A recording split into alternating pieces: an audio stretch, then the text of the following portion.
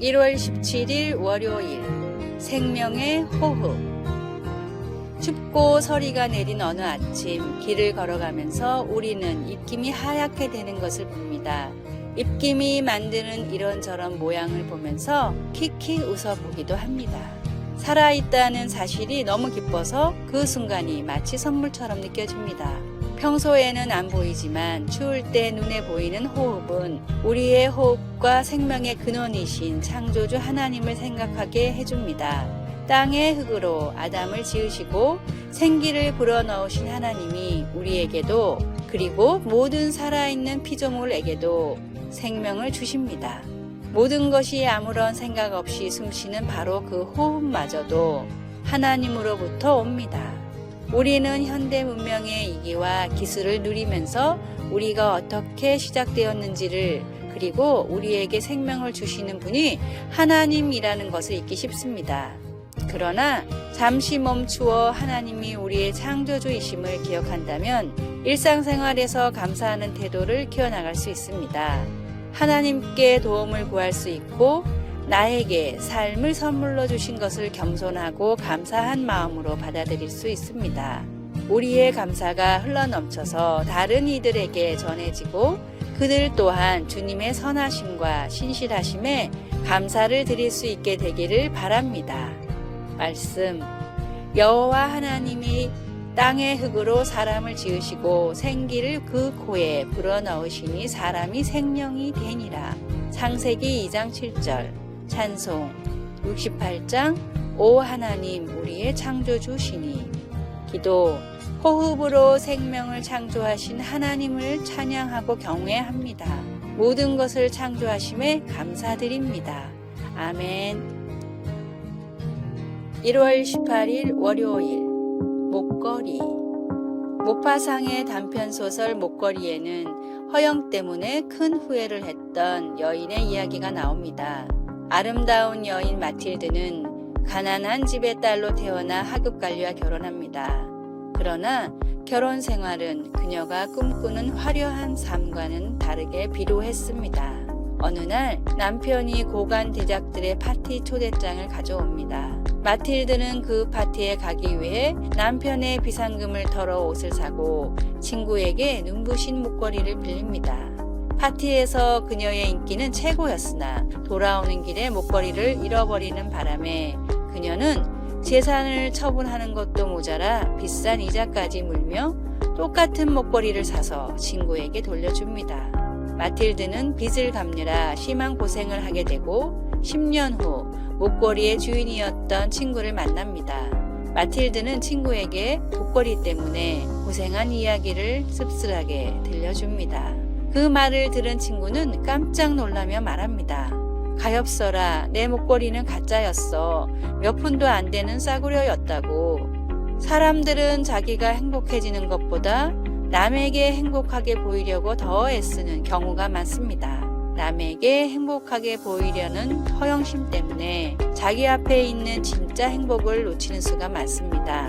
허영은 진정한 영광이 아닙니다. 우리는 하나님의 걸작품입니다. 나만이 보일 수 있는 하나님의 영광이 있습니다. 허영에 사로잡혀 하나님이 지어주신 원본이 아닌 가짜 복사본으로 살아가지 않기를 바랍니다. 오늘의 말씀. 아무 일에든지 다툼이나 허영으로 하지 말고 오직 겸손한 마음으로 각각 자기보다 남을 낮게 여기고. 빌립보서 2장 3절. 오늘의 찬송 422장 거룩하게 하소서. 오늘의 만나. 주님, 제게 허영을 버릴 성령의 힘을 주시고 주님이 지으신 이 모습 이대로 영광 받으시옵소서.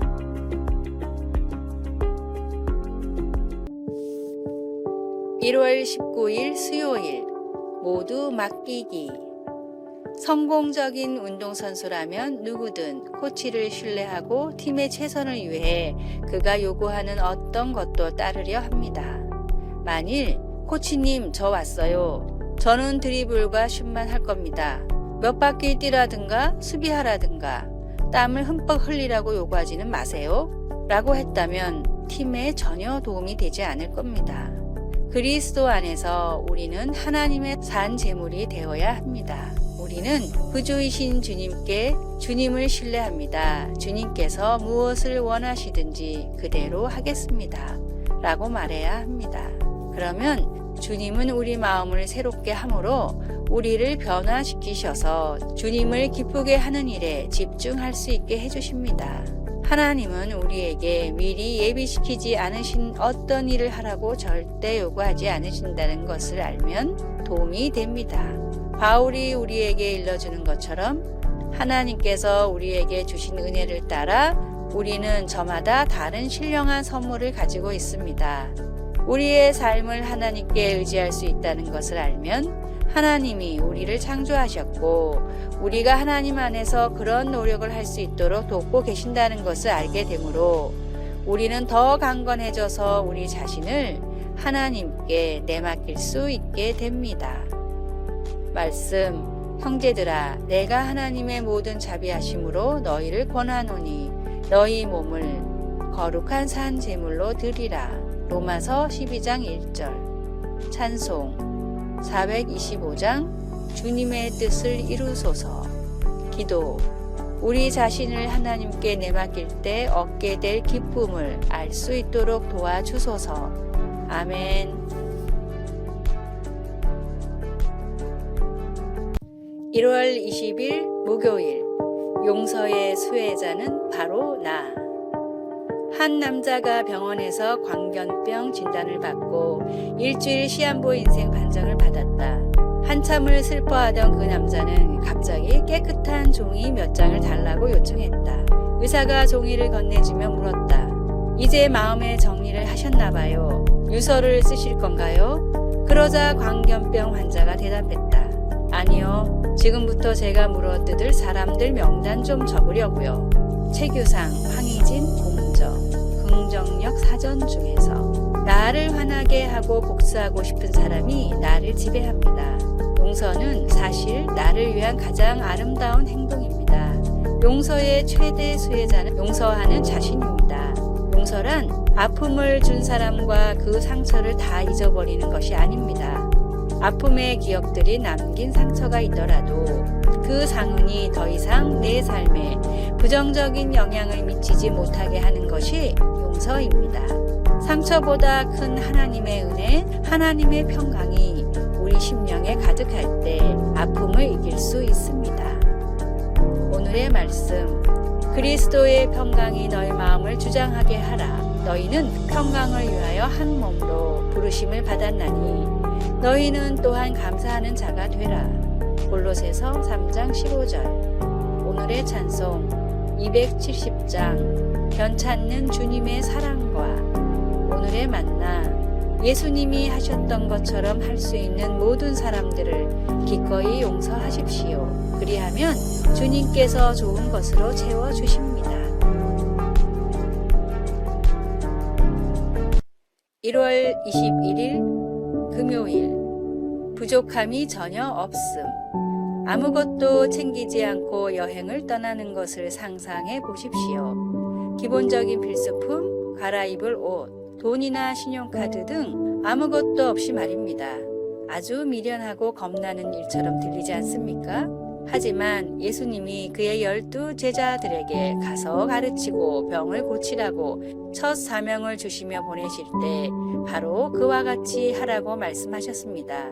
여행을 위하여 지팡이 외에는 양식이나 배낭이나 전대의 돈이나 아무것도 가지지 말며 신만 신고 두 벌 옷도 입지 말라. 그러나 나중에 예수님은 자신이 떠난 후에 사역을 준비시키며 제자들에게 이렇게 말씀하셨습니다. 이제는 전대에 있는 자는 가질 것이요 배낭도 그리하고 검없는 자는 겉옷을 팔아 살지어다. 그러면 여기서 말하는 요점이 무엇일까요? 그것은 공급해 주시는 하나님을 신뢰하라는 것입니다.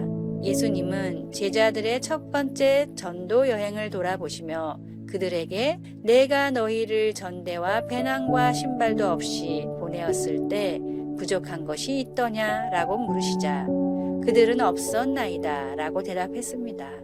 제자들은 하나님이 그들에게 하라고 하신 일들을 행하는데 필요한 모든 것들을 다 공급받았습니다.